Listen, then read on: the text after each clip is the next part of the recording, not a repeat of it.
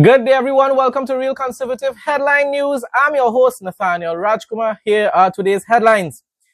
Former Prime Minister Keith Rowley is demanding full transparency from Prime Minister Kamala Persad-Bissessar over how many local citizens her administration has reported to U.S. authorities with recommendations to revoke their travel visas. Emperor Thanos Rowley is demanding answers from tyrant Kams. Wow, you didn't have a video. It has a channel on TikTok with Rowley and Kams. Check it out and you all will see it. It's really funny though. It has nothing to do with real life though, but it's really funny.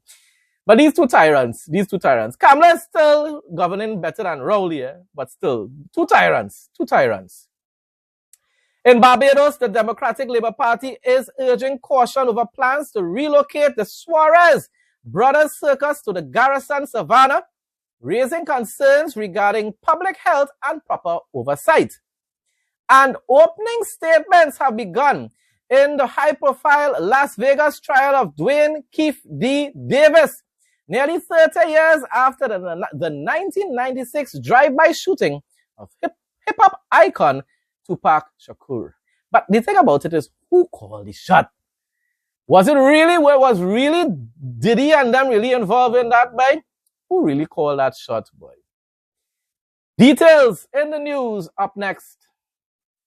Former Prime Minister Keith Rowley, Emperor Thanos Rowley, is calling on Prime Minister Kamala Persad-Bissessar to publicly disclose how many Trinidad and Tobago citizens her administration has reported to United States authorities with recommendations to revoke their travel visas.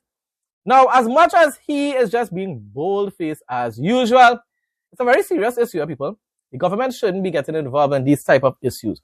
Unless you're talking about somebody who's probably like a terrorist or something and they really want to warn the embassy. Don't allow this person to go because this person is a wanted terrorist or wanted criminal or something like that.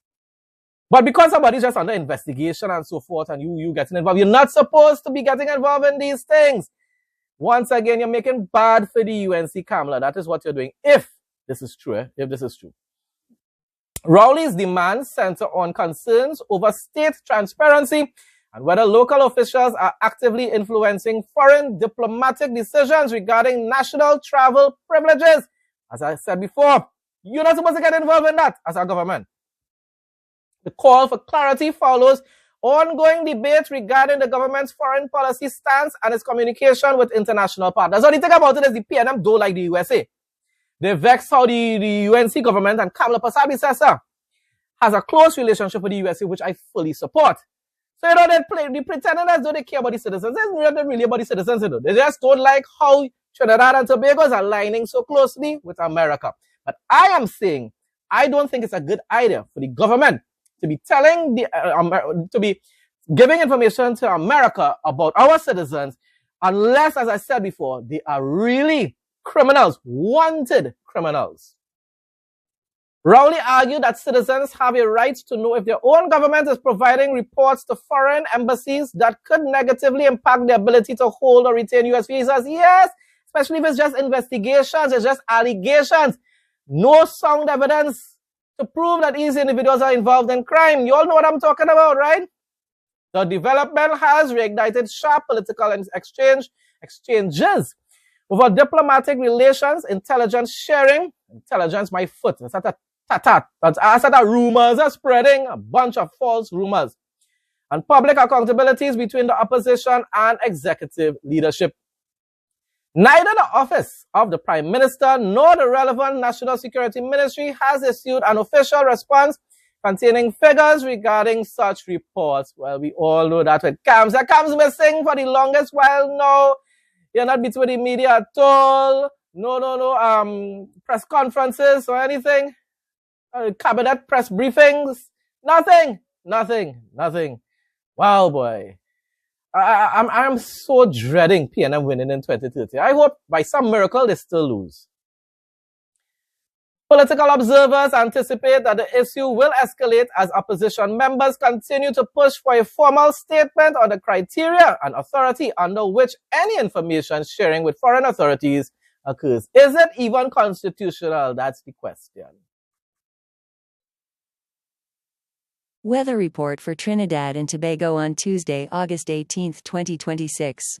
On Tuesday, August 18, 2026, Trinidad and Tobago will experience partly cloudy and breezy conditions with a high temperature of 33 degrees Celsius and a low of 25 degrees Celsius. The daytime sunshine will be interrupted by a few showers primarily over hilly areas along with a 30% low chance of isolated afternoon thunderstorms. Wind will blow from the east at 6 to 9 miles per hour, creating breezy spells. Peak humidity will hover around 76% to 85%, making the daytime air feel closer to 34 degrees Celsius to 35 degrees Celsius. The UV index will reach a high of 7, which requires adequate sun protection during midday hours. Coastal waters will remain fair, but brief gusty winds or choppy waves may locally develop near sudden heavy downpours.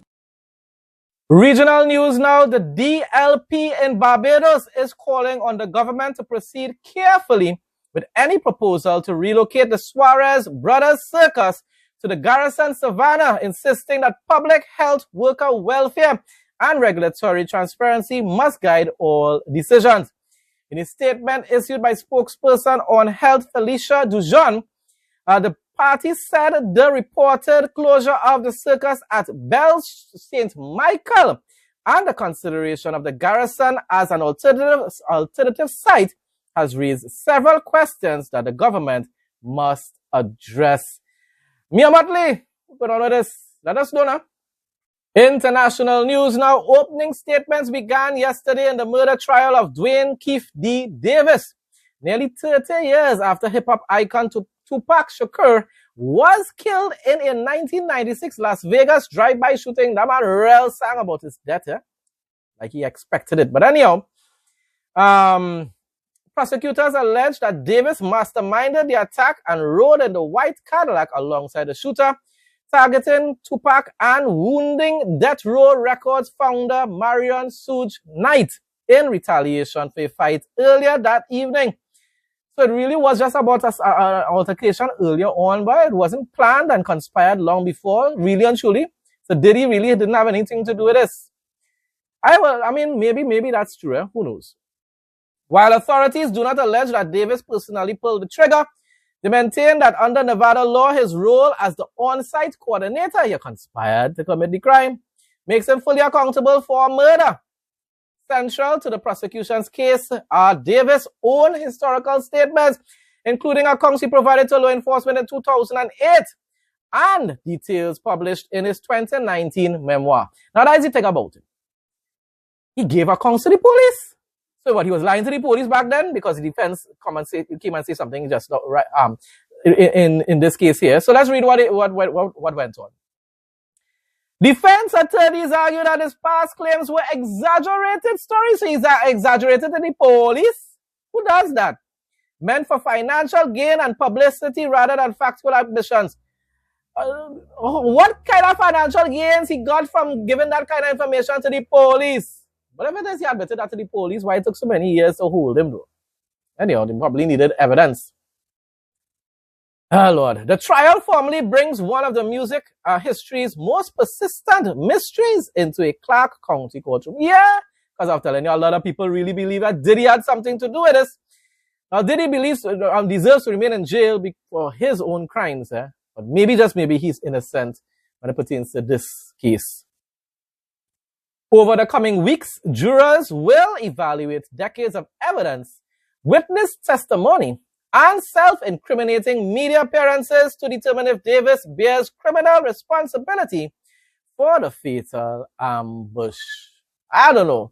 The conspiracy theories will continue for a long, long time, though. American tourists are slowly returning to Israel, offering signs of life for tourism industry, battered by years of war and instability, according to the Wall Street Journal. Israel is prospering with or without tourism, anyhow you take it. And God promised that they would do so in these end times, people, and promised also that they shall never be removed from their land again. Read Amos 9:11 to 15, my dear people. And also Ezekiel 36, 37, and 38. 38 will tell you about God's judgment on all those who wage war against his people in Israel. Israel welcomed 32,500 Americans in June, and in spite of the war that taking place with Iran and things like that, up 73% from the same month last year, followed by 36,600 in July, a 15% increase. U.S. visitors accounted for one-third, that's a lot, of all tourists entering Israel in July. That's a lot of Forex. Yes, people, that's a lot of U.S. dollars. But tourism remains far below normal levels. Well, of course, that's expected. There's wars and rumors of wars. And as I said, a bunch of jihadists all over the place that just want to go in marketplaces and blow up. Limited flights, expensive airfare, and continued security concerns are keeping many travelers away, with industrial officials saying restoring direct flights from U.S. will be critical to a broader recovery, of course. I will one day love to visit Israel, holy city of Jerusalem. God blessings, with God blessings in the future, who knows? If God tarries for a few more years, I may very well visit the wonderful land of Israel. Psalm 37, 33-36. The Lord will not abandon the righteous to the power of the wicked or allow them to be condemned when brought to trial. Put your hope in the Lord and keep to his path, and he will honor you with the land while you watch the wicked fade away. I have seen a ruthless person thrive and flourish like a lush, healthy tree, yet he quickly passed away and was no more. Though I searched for him, he could not be found. Folks, that brings us to the end of today's headline news. Thanks again to everyone who continues to support my content. Please like, comment, share, and subscribe. Stay blessed and stay safe most of all. In Jesus' name.